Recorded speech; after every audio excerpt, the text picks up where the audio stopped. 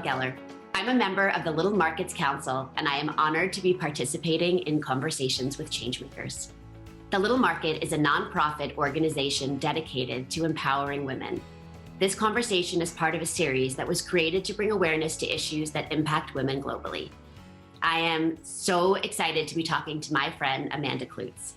Amanda is one of the hosts of The Talk, an incredible fitness instructor, a dancer, an author, and a mom. Welcome, Amanda.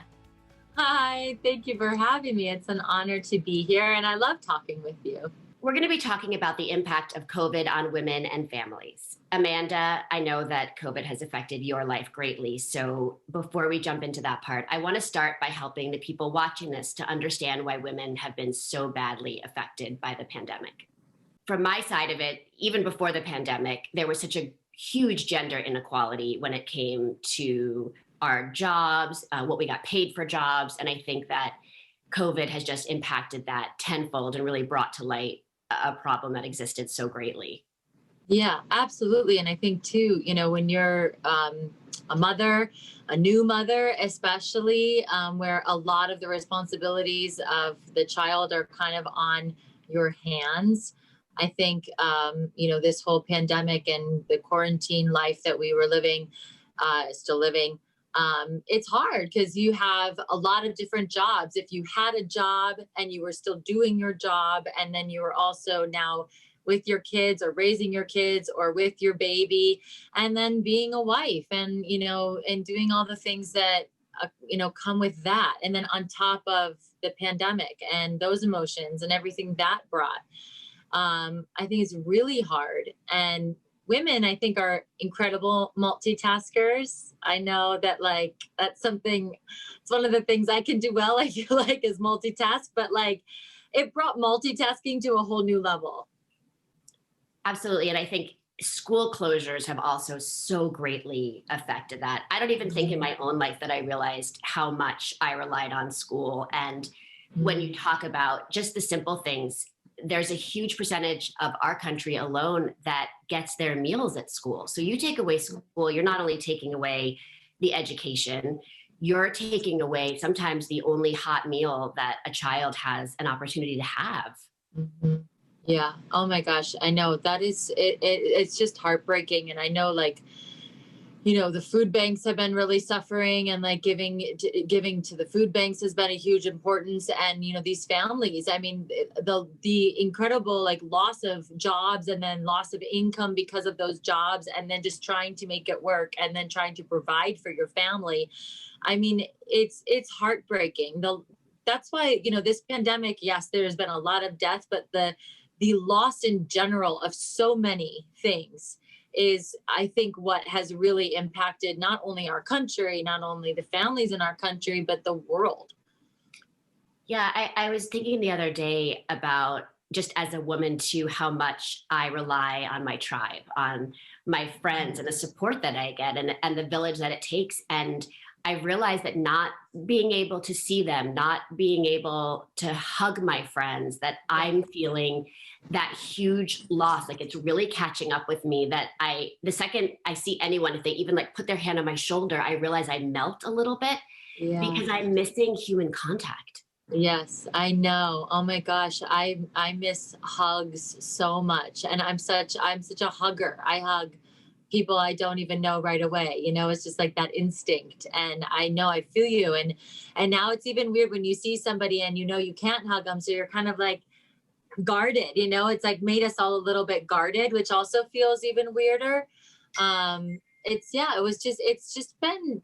just been so taxing on everything, especially our emotional state, mental health. And you talk about your tribe, and it's so true. And I think what's hard too is we were all in the same position for the first time, I think, in the world's life. And everyone was kind of just bearing down and trying to take care of their family. So it was kind of when you say you lost your tribe, in a way you did, because everybody was kind of, in the beginning at least, fending for themselves, because we all had to kind of just bear down and fend for ourselves. And then you couldn't even go help.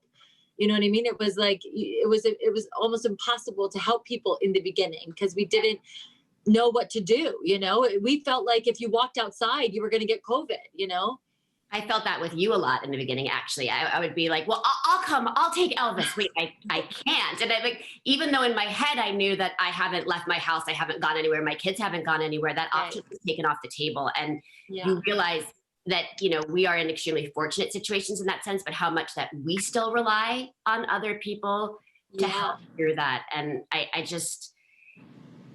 I've worked so long on the inequality for women and in the workplace and fighting for, whether it's in my industry or any industry, for years. And what this pandemic has brought to the forefront, just the statistics alone on, the amount of women that have lost their jobs versus men, and what the jobs that women generally do, and that these are the jobs that have mainly been lost through COVID, and what are those responsibilities as a mother. And I think about you having a baby, and as a new mother, all you want to do is be able to protect your child, and to not know that you can put food on the table, that you don't know where your next job is going to come from. I think sometimes we're so wrapped up in our own emotions and issues dealing with this pandemic, and then you look at the world and it sometimes feels very helpless. Yeah. No, and you are so right. I mean, when this all happened last March, I had just literally, as we were flying back from New York to officially move to LA, Nick had already gotten word, I think the day before, that his show was going to go on a temporary pause. They originally, everything was just 2 weeks, like, we're just going to, quarantine for 2 weeks and then this will all be over. But, isn't that crazy? And luckily, I was just about to launch my subscription series on my website. And I thought to myself, this is our income now. Like, this is the only income we have coming in right now. No, there's no other way for us to make money. So, it was a lot of pressure on top of having a 8-month-old little baby and having just purchased a home. I mean, and it relied on me, my shoulders, and my fitness business. Even breastfeeding, I think about how on the days when you're so tired and your body's run down and it's hard to produce milk. And so even the one thing that we can rely on to be able to feed our children even starts to wane in the process like that. Clearly, I'm not breastfeeding my children anymore. I think Child Protective Services would come if I still was. But I mean, just even looking at some of these statistics, it's like, it in your head and then you see it written down, and it just shocks you that 39% of low-income families reported losing a job in March of 2020. In the US, between February and August, 2.2 million mothers of young children lost their jobs, as opposed to the 1 million fathers that lost their jobs. And you already talked about the fact that we were already fighting, for equal pay, that women already earn 92 cents to the dollar in the United States for the same job that we're now losing. And they were talking about how more than 17% of working women rely on school for daycare, after school, where only 12% of men rely on that, which I thought was really interesting. Wow. I think I don't want to make generalizations, but I feel like it's just like, in a woman's head to just be like, okay, school, we got to get the kids to school. And, now that the kid is in school, I have this amount of hours to do my job before the kid has to get picked up. And, I think it's just kind of been our role, in the past. I think that role is changing a little bit. I would love to think that, the fathers are definitely, stepping up and making more of an impact in this family dynamic. But absolutely, I think that's, even now, I'm thinking, okay, if Elvis goes to preschool, when things get back to normal, those are going to be my hours that I have, and it's right. You do rely on that schooling or that preschool or that daycare in order for you to go do work and make money for the family. And I'll tell you, I think of myself as being a highly evolved individual, and I have a husband that I'm extremely grateful for that's here and around. And I have to remind myself to ask him to do things, because it's Yeah. just, I've been so programmed over the years that it's my job to drop off and pick up. Like even today, I was like, okay, well, if I leave here and then I can get to school to pick them up, because for the first time in 345 days, my children are finally back in in-person school. Wow. Oh my gosh. And Wow. it's a different version of school, but I'm so incredibly grateful to these teachers and for doing this. And then you start thinking globally, and you start thinking about, in these situations when people have to go to work, it's the young girls in a lot of these underdeveloped countries that their education is going to suffer, because it's not even thought to be important to send a girl Right. to school, and it's better to just put them out in the workplace. And so many of these young girls across the country now are going to drop out because it's going to be such a hardship on their family. And then it increases violence against women too. You start to Right. see, all of that uptick. And I guess, I think for me is, now a year in, what are the things that we're going to do moving forward as a community, as a gender, to, obviously by discussing it as the number one way to bring it to people's attention, and what we can do locally, nationally, and globally to really affect change. Yeah, I know. Yes, I think that that's so important because, well, luckily, I think you look at our First Lady, Vice President Kamala Harris. What a great, role model, and just a constant reminder that things are changing and that women can do anything and we can break these ceilings. And I think if we just constantly bring awareness to this topic, the more awareness, the better. The more times we step up to the plate and say, like, this is my job, but there are other jobs, that can be done and helped out with. This isn't just always a woman's, position. Because we have to keep doing that. We have to keep pushing forward. We have to keep making these huge monumental steps if anything's going to change. And I really do think slowly things are changing. I really, really do. We just have to keep talking about it, and we can't push it away. We can't silence it, because the more it's aware, that's going to bring the change. Well, I think that's one of the things that I've noticed in COVID that has been positive for women, is the tone of the conversation has changed. When you're clawing for equal pay and all of this, it just seems like sometimes we're constantly asking for more, where I think that the pandemic has really brought how disproportionate this situation is, and how we, as women, have had to carry this burden for so long. But when you realize, like in my head, that even I need to change how I think sometimes, and be able to understand that it's not just my job, or not to ask for help. And I just realized that even I have a long way to go. Yeah. Do you think that because for the first time and maybe ever, families were forced to stay at home, that the male figure in the household got kind of like an enlightening on everything that a woman does in the house? Oh, for sure. I mean, Freddie has said to me time and time again, realizing now, he was like, I don't know how you do it so effortlessly. He said he always used to make fun of me. I make lists all the time. There's just lists all over the house of like this drop off, this, that. And he's like, I'm understanding now that all the moving parts, because it used to just be so seamless. And there's been beauty too. I mean, there's been beauty in the sense that for a year now, I've had pretty much every meal with my family, which is something that never happened before. I feel like with my kids, I got an extra year of time with them, where we've really spent quality time, not just shuttling here, there, in that sense. And I do try really hard to find the beauty, but I do, midway through, I did feel like I lost myself a little bit, that everything, each day in that Groundhog Day wheel, the Zoom school was incredibly hard. You'll see as your kids get older that school has changed. So they changed math, they changed how to learn spelling. So even this stuff and I did well in school and I loved school, I'm even struggling because my ways are antiquated, and even being in front of the screen, I'll do this for an hour or so, and then I'm like, oh my goodness, I need a break. And, my kids were going 8-9 hours straight of school on these screens. I don't know. I really don't know how they did it. No, I don't either. I was with my nephews pretty much all summer, and I was trying to help them with math one day. And I was like, I'm so sorry, Oliver. I don't know. I don't know how to do this. You should have called me. I spent so many evenings on Khan Academy. I should have, because I literally was like thinking I was going to be like rock star auntie, like sitting down, like, I got this. I'll help you with your math. And then I was like, I'm so sorry. I don't know what this is. I don't even know what they're asking you to answer. I was so confused.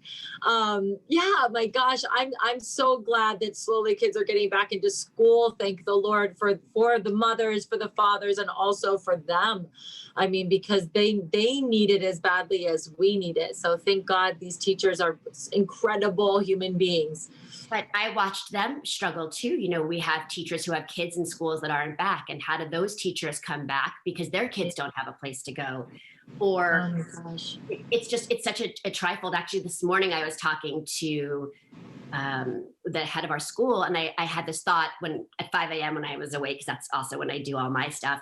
I thought, you know, getting the vaccine is so complicated just in terms of the way it's set up. It is not, and I'm pretty computer savvy.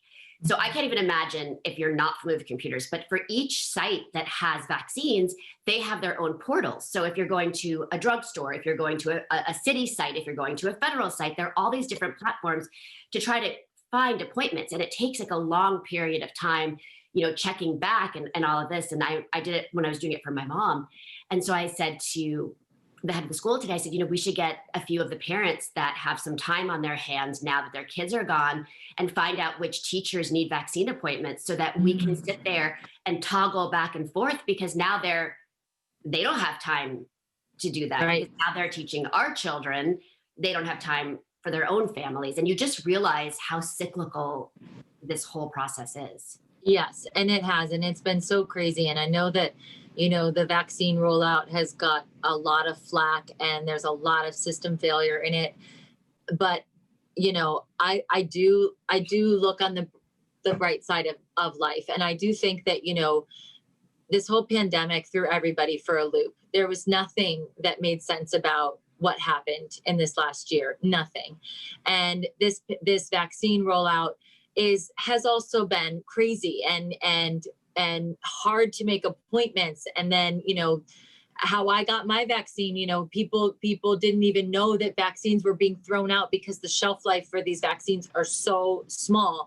But I like to hope that we're all trying our best. And I will tell you that when I was getting my vaccine and it was like 7:45 at night, and I was talking to the National Guardsmen that were administering it there, they had been volunteering since 5:30 in the morning.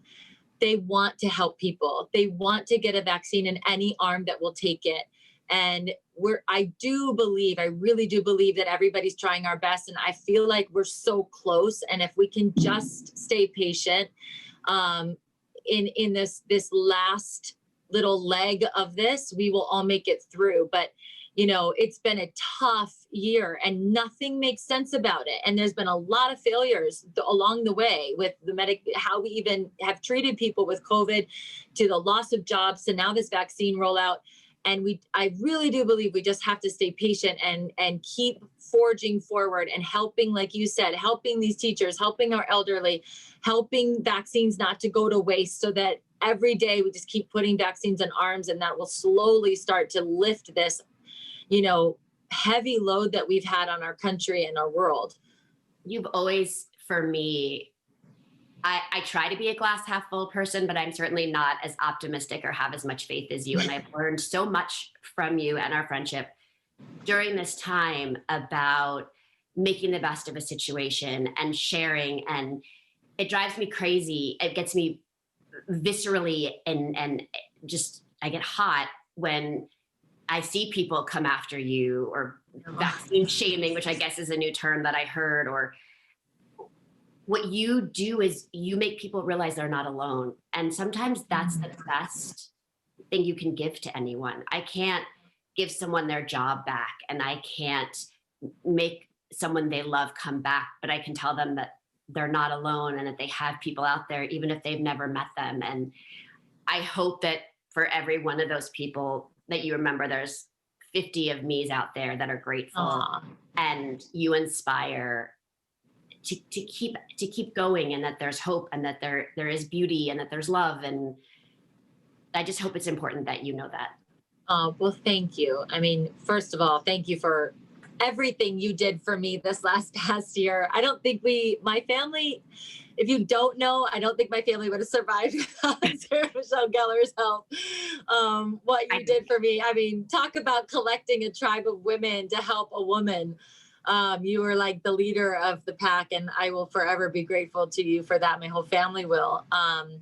But, you know, I have to say, you know, shaming and negativity can only go so far if it isn't grounded in something beautiful. And this was a beautiful moment for me, but also for anyone that gets a vaccine that was supposed to go in not supposed to go, was gonna go in a trash can and then went into someone's arm. That is a beautiful moment. So, you know, when the shame started coming, I was like, you guys don't understand. This is not illegal. This is not cheating the system. This is not taking it from somebody else. There was no one behind me that night in line. Nobody. If that vaccine didn't go in my arm, it would have gone unused. And that's not okay. And we didn't know about this. And maybe some people did. And I had heard about it. But the shaming brought awareness. And then that awareness turned into positivity. And I've gotten so many DMs saying, I went, I waited, I got a vaccine. I called, I got on a waiting list, I got a vaccine. I mean, you have no idea. It's like heartwarming to me because I just want people, if you want this vaccine, I want people to get it. And you can, you know, you just kind of have to be a little bit relentless or wait your turn. Absolutely. But it's coming. We're doing it. It's slow, but it's coming. Okay, so let's think about, we know the statistics and we know that COVID has just greatly disproportionately affected women, affected mothers. So what are the things that we can do? I mean, even small things, like I said, offering teachers that we know that we can go online and help them, helping our elderly. I've seen a lot. I know out here in California, we have those sites like Nextdoor where neighbors can go on. And I've offered to help elderly people that can't get appointments, help them get appointments or help take them to appointments. Do you have, because I want to bring positivity to all, what are the things that we can actively do you think, to help other women through this? To help at this like last chunk of let's hopefully say this last chunk. Please. I think a couple of things. I think we need to remember to be kind to one another and gentle with what we say and what we do, because this pandemic has hurt us all, some more than others, but we have all been affected by this situation. And nobody knows what you've been through. Nobody knows really what I've been through. So to sit and judge somebody else and assume that you know is wrong. You have to be kind. You have to be gentle. You have to support. You have to love. And you have to show up as a genuine, kind, nice person when you can. If you see somebody suffering or struggling, help them if you can, you know, donate where you can, drop food off at a food bank if you can. You know, I feel so strongly about that because my family was shown so much kindness and love and support this past year. It has forever left a stamp on my heart that will just never go away, because we were so just blown away by innate kindness in a time where everyone really could be super selfish. So I really do believe that like that is the first step. Just go outside of your box and be a kind person and really just kind of like shove that away, because in giving you receive. And that that's something that a motto I always live by. The more you give, you receive. That's really true. And it's also, for me, given me something else to focus on too, when you feel really down, when you impact somebody else. I think that it almost helps me more than I feel like I helped myself almost selfishly more than I helped you, because I had something to focus on other than I don't even understand what's happening around me and being scared. I think that's the other thing too, is as a mom, you never want to show your kids you're scared. And I think that we as moms have had to bottle so much and keep things running as smoothly as we can and even this weekend, as you know, in California, as things are starting to open up, I took my kids for ice cream this weekend, and it was a beautiful day. And there were so many people out, and my kids were really genuinely scared. They were not comfortable. Everybody had masks on, but they're not used to now being in a situation like that. And Right. how to also ease, as a parent, ease these kids back is going to be a whole nother set of challenges. Right. And ease ourselves back. Yeah. You know, like I agree. I wanted to take Elvis to a playground, and I drove there the other day, and I pulled up and it was packed, and I was like, "Arr!" And I just ran like, and that thought dawned on me, like, oh my gosh, we've just come to this world of like now where you just run away from, you know, you turn around from a crowded thing or something that seems like it's, you know, like a dangerous environment. And what never used to be a playground, an ice cream shop, you know, it's like, it's just weird. A grocery store where you like take your cart and you go like this because you're too close to a person, you know, it's that like. Although I was that paranoid new mom in the grocery store that always like wiped down the cart before like I was like, don't put your hand. Like that was me before. So that really like has now tenfolded my my paranoia about that stuff.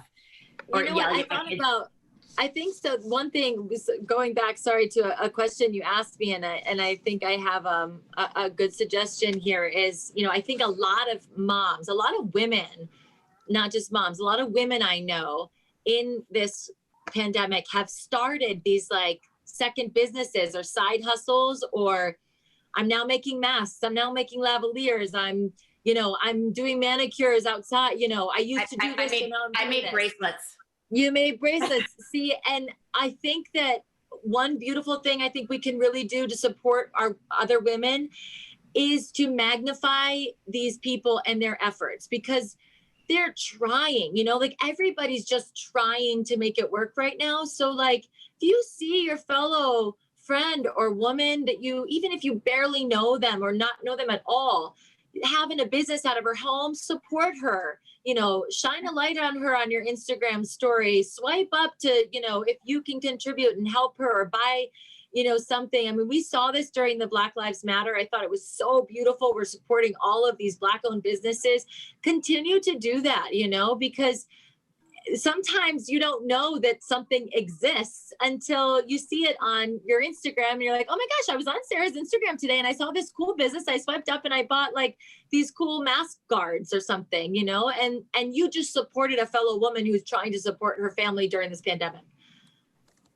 Yeah, it's such an unbearable burden and an amount of pressure on women through all this, and access to healthcare on top of it. I fear so much about like just even the numbers for women of breast cancer that are going to occur a year from now, because I can't tell you how many women that I know who have said to me, well, I'm like a year overdue for my mammogram, but I'm too freaked out to go to the hospital or go to the doctor and get checked. And I remember I was overdue as well. And I finally just had to talk myself into it. And I put my KN95 and another mask over it. And I went because I was like, I also don't want to find out what happens, because once the vaccine is rolled out, and whether it's herd immunity or we're knowing how to manage it, there's still all these other trickle effects that are going to keep happening. Like I do think the number of breast cancer, I think it's going to go up. I think that, you know, we're going to see, you know, more girls. I think we're going to see the matriculation rate drop. I think that we're going to start to see, and if we can get ahead of some of these issues now, we can make a difference 5 years from now. And I think the world was so caught off guard by COVID. We weren't prepared for a pandemic of this nature. And now that we know that this exists, what are the steps we can put in place to protect us? Because this isn't the last pandemic. Yeah, no, but I do think it did teach us a lot, and it got a lot of people out of their comfort zones in a very good way, I think. And, you know, I think that in letting go, there's a lot of transformation. And I think we had to let go of a lot of things this year. And there's been a lot of transformation. And I think that that's, you know, I'm a silver linings kind of girl, Sarah. So, that's the silver lining. And we can't change what happened. We can't. We can look back and we can learn from it and we can move forward. Yeah. And we'll make a mistake if we don't learn from it. Exactly. And so I think you're absolutely right. Getting to the doctor, for anything, even, whatever, people weren't going, even if they felt like they, were scared that they had symptoms of COVID. I mean, it's people aren't getting the vaccine because they're afraid to go to these vaccination sites. It's all very, very scary. But you're right. We have to learn from it. And then you have to let yourself transform and change. I have a question for you that a lot of women might have, because I don't know a lot of women that are, I'm older than you, but I don't know a lot of women in our general age that have had, what was your experience like? Was it scary going, just you were in your car, right? So did you never had to get out of your car, right? Can you talk just a little bit about that? Because I think maybe that would demystify some of that and take away some of that fear. Yeah, no, absolutely. Yes. So we went through a drive-through site. So we stayed in our car the entire time. We didn't have appointments. We showed up right at the end of the day. And at the first check-in point, he asked us for our confirmation number. And we said, sir, we do not have our confirmation number. We are here on the off chance that you have extra vaccines tonight that need to be used. And he said, pull over, and took our information. And he said, yes, we do. You are in luck. We have vaccines here tonight. And so I started bawling. And then he had us get back into the car line, and we drove around, and you stop at a tent and they check you in again. And then you drive to another tent, you put down your window and they put it in your arm, and everyone's wearing a mask. You're wearing your mask, and it's all very, very, very safe.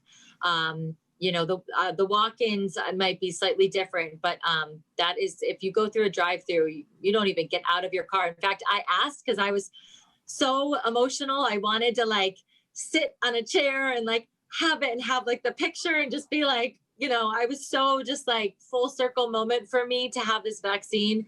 And he was like, I'm so sorry, ma'am, you can't get out of your car. And I was like, it's okay, I understand. I took my mom for hers, and it was a walk-up situation, and they were so good about keeping distance, and you could only have one person with you. And it was so from that experience too, it was seamless. And I assume you had no reaction to the shot. And yes, no, they made us stay in the car right there for 15 minutes just to make sure that there was any kind of, reaction or not. And we were all completely fine. And the next morning I taught my fitness class and worked out for the people in Texas to give back to them, because the blizzards and everything had just happened. So I was completely fine. I didn't really have any pain in my arm. I've heard that the second shot can cause a little bit more symptoms onset.